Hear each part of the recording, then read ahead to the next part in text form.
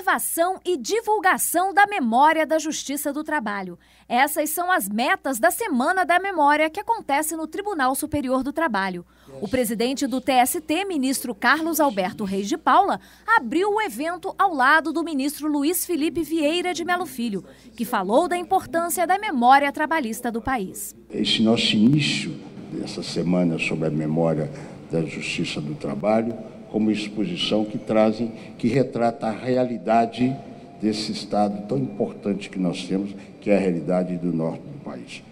Efetivamente, nós damos o primeiro passo dessa semana, que vai ser concluído com o seminário Preservação Documental, Dever do Estado e Direito do Cidadão. A história do país, a história do trabalhador brasileiro não pode ser lida como um movimento social que se deu da noite para o dia. Foi uma história constituída, inclusive com a presença importante da Justiça do Trabalho na efetivação de direitos dos trabalhadores. A exposição da Senzala à CLT contou, por meio de fotos e processos, um pouco da realidade do trabalho escravo no país.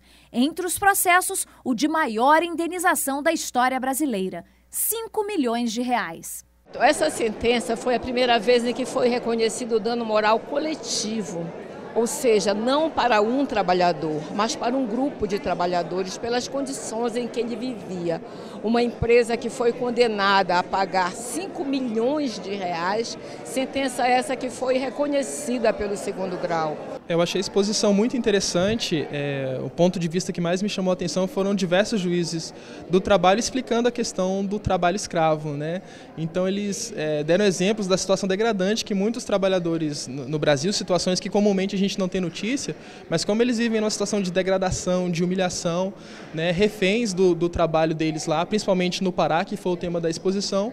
Então é um tema que enriquece. Avançamos bastante. Hoje existem muitos mecanismos jurídicos para assegurar alguns deveres básicos. Muita coisa ainda precisa ser feita e para realmente fazer a realidade funcionar, né? Mas isso também como o tempo, assim como nós demoramos anos para chegar até agora, mais alguns anos para chegar a uma situação talvez assim, né, perfeita, que é difícil. À medida que a gente se organiza para poder devolver para o povo o que é deles, que é a memória deles, isso já é algo muito gratificante para a gente.